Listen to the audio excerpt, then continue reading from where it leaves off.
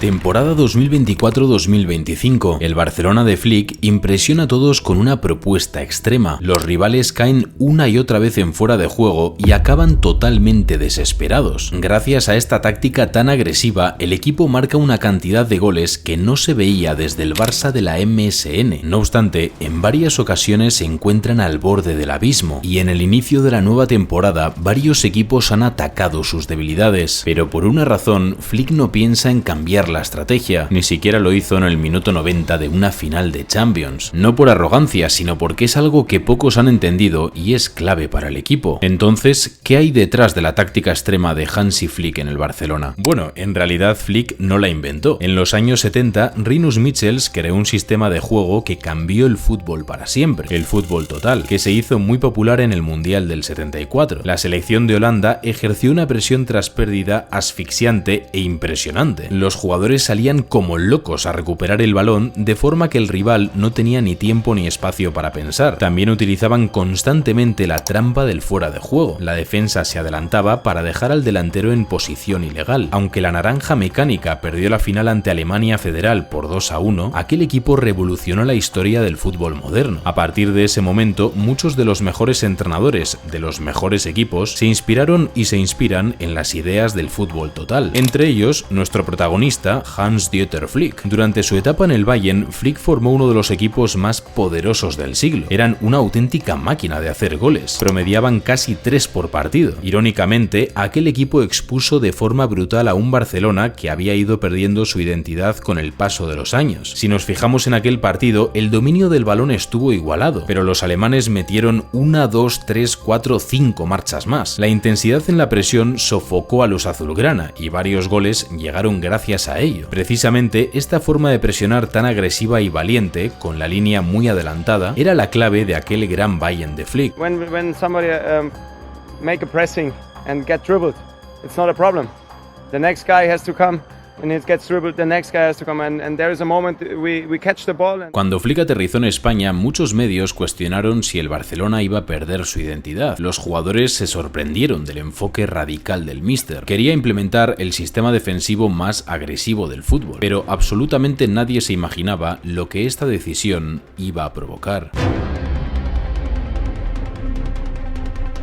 El Barça de Flick arrancó la temporada 2024-2025 de forma espectacular. Desde el primer momento destacó una línea defensiva extremadamente alta, lo que sorprendió a los rivales que caían una y otra vez en fuera de juego. Casualmente, este sistema de presión se vio de forma muy evidente ante el ex equipo de Flick, el Bayern de Múnich. El Bayern controló el balón y alcanzó un llamativo 60% de posesión, pero realmente el Barcelona dominó el espacio gracias a una presión formidable que se repitió una y otra vez a lo largo de la temporada. Rafinha y Lamine van a presionar a los centrales, mientras que Lewandowski retrocede su posición para cubrir a uno de los dos pivotes. De esta forma, el Barça cierra totalmente el centro y obliga al rival a buscar en las bandas. Cuando esto ocurre, el lateral del Barça sale inmediatamente a por ese jugador. El hueco que deja el lateral lo cubre uno de los centrales o uno de los pivotes. El Barça sabe que si lleva al rival hacia un costado, este tiene menos espacio y es más fácil robar el balón. Para reducir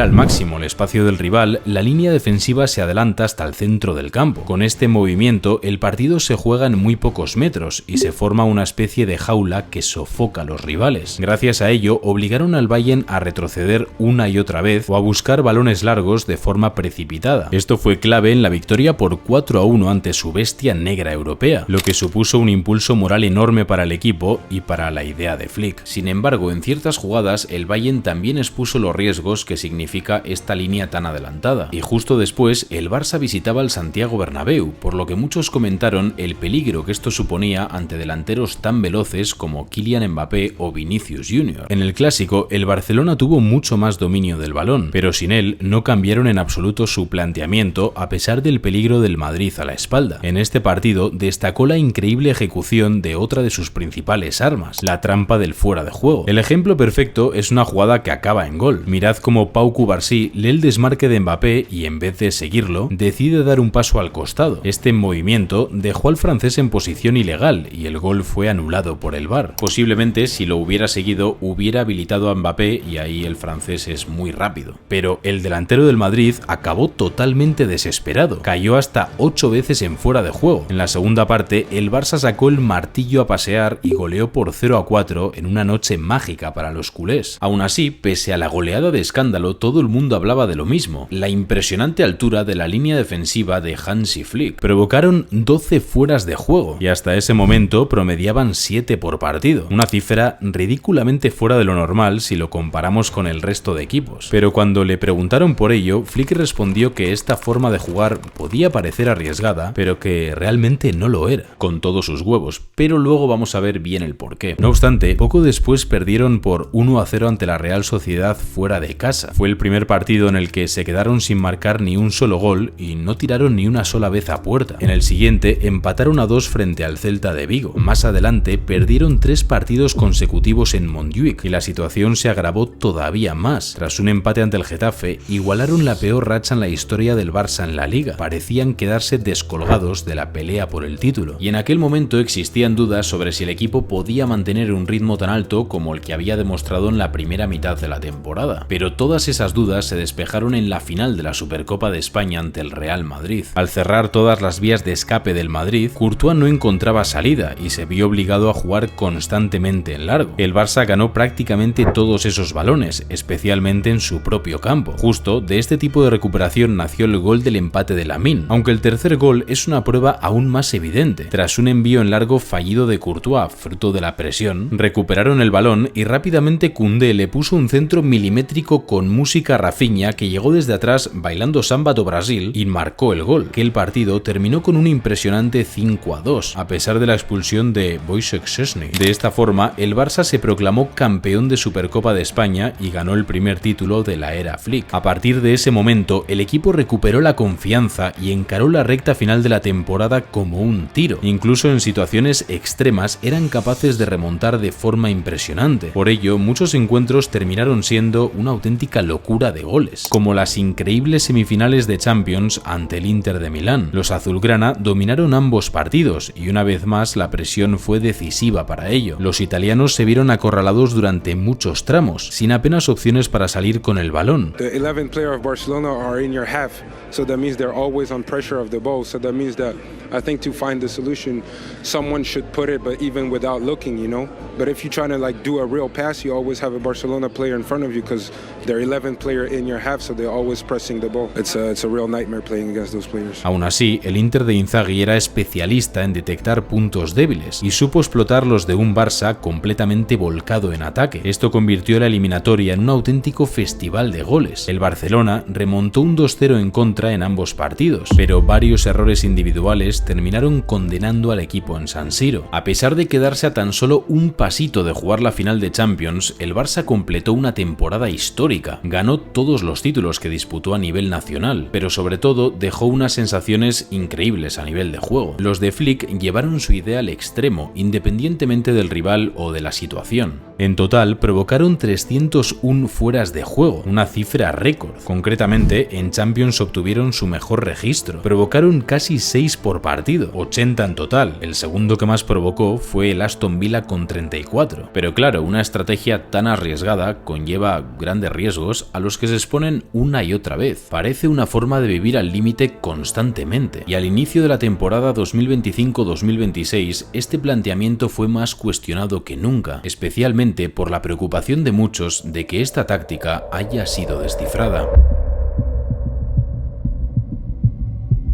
En verano de 2025, Íñigo Martínez dejó el Barça y puso rumbo a Arabia Saudí. Firmó un contrato que, como él mismo explicó, no podía rechazar. El central era la voz que dirigió la línea defensiva y también uno de los líderes emocionales del vestuario. En el campo, sus movimientos inteligentes fueron esenciales para que la trampa del fuera de juego funcionara tan bien. Por eso le llamaban Mr. Offside. Aún así, durante la primera exitosa temporada del Barça de Flick, vimos cómo los rivales se inventaron ingeniosos métodos métodos para superar esta presión. Uno de ellos fue la llegada de hombres desde segunda línea. Por ejemplo, en esta jugada el Borussia Dortmund había robado el balón, pero sus delanteros se encuentran en fuera de juego, por lo tanto no pueden participar. Pero rápidamente el centrocampista Pascal Gross se interna desde atrás con una carrera en profundidad. Finalmente se la deja a Guirassy para que marque a placer, aunque realmente la principal debilidad se encuentra en las bandas. Como habíamos explicado, los laterales del Barcelona suben para cubrir la salida del lateral contrario. También el equipo tiende a cerrarse mucho para cubrir las zonas centrales. Eso deja espacios en los costados que varios equipos han intentado explotar con cambios de juego rápidos. El Inter de Milán planteó exactamente eso durante toda la eliminatoria de semifinales. Por eso vimos a Dumfries atacar la banda como un loco de forma constante. Pero esto se ve mucho más claro con el gol de Harry Kane en Montjuic, que es un ejemplo de libro. Vemos que el Barcelona se agrupa en pocos metros y trata de cerrar el centro. El Bayern lo detecta y abre el balón hacia Olise, que está pegado a banda. Olise recorta hacia adentro y ve cómo el Barça está replegando hacia su lado. Entonces aprovecha ese momento para volver a cambiar el juego. Gnabry controla solo, se interna en el área y centra para que Kane meta el gol. Y aquí hay otro detalle clave. Mirad la posición de Harry Kane durante el desarrollo de la jugada. Está en fuera de juego, pero lo hace sabiendo que esto realmente le dará una ventaja posicional porque en el momento del centro se encuentra por detrás del balón. Precisamente, Gonzalo Ramos admitió haberse inspirado en Harry Kane cuando marcó en Montjuic en la temporada 25-26. El delantero del PSG arranca desde una posición de fuera de juego, pero se beneficia también de ello porque le da justo la ventaja necesaria para rematar, ya que en el momento del pase está por detrás del balón. Muchos rivales esta temporada están optando por esta estrategia y les está saliendo bien, pero si nos fijamos en los números, el Barcelona está provocando más fueras de juego esta temporada que la temporada anterior. Entonces, ¿por qué son más vulnerables? El Barça está recibiendo más goles en contra que el año anterior, aunque tampoco una cantidad exageradamente mayor. De hecho, es el cuarto equipo de las 5 grandes ligas europeas que menos acciones de ataque permite por partido. El problema es que cuando lo hacen, generan ocasiones muy claras de gol, y esto se ve reflejado en la cantidad de acciones para la creación de goles que les hace el rival. Ocupan el puesto 36 de las 5 grandes ligas. Cuando el rival genera estas ocasiones tan claras, mucha gente tiende a culpar directamente a los 4 de la defensa, y es cierto que han cometido errores. Por ejemplo, en el primer gol del 3-3 en Brujas, la línea defensiva se adelanta para tirar el fuera de juego, pero mirad a Koundé, estaba despistado con algo. Cristian Nieto había sacado un nuevo vídeo y este chambal no se lo quería perder. Entonces se suscribió y activó la campanita para verlo más tarde, pero claro, en ese momento la lió parda porque habilitó al delantero del Brujas, que tras este partido